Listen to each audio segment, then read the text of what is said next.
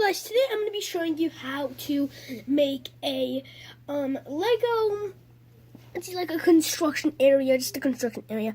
You can see first you're going to need a road, just a road to lay out, and this is Lego by the way, and you probably already know that, but you're going to need a construction, like a road. So once you've done that, you're going to add a 2x2 with the hole in it. Once you've done that, you're going to take a normal 2x2, the original 2x2, put it on, but make it a little slanted. Then you're going to take a 1x2, put it right there. Once you put it on any side, really it doesn't matter, whatever side you think is the best.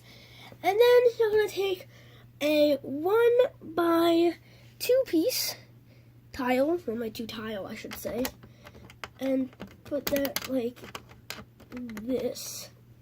Then once you've done that, that's going to be like a rumble area. Rumble. You're going to need a 1x2 brick kind of piece. I don't know what you're going to call this. But that piece, and once you've gotten that piece, you're going to put it right there. But first you're going to need a road for this. So, I mean, you can't build this without a road. Then you're going to put a few minifigs in. And then put another minifig right there, looking at the rumble or picking something up.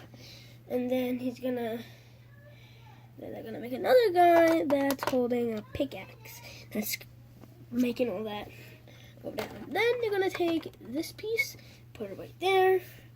You're gonna take this piece with a 1x2 transparent piece on it. And then this piece right there. Oh my god, seriously? There we go. And then you have your own construction layout. It's pretty simple. I mean, I use this street is like the street I use for most of my Lego stop motions. You can see, remember I did the, like a day ago, I made the stop motion of the hit and run Lego stop motion.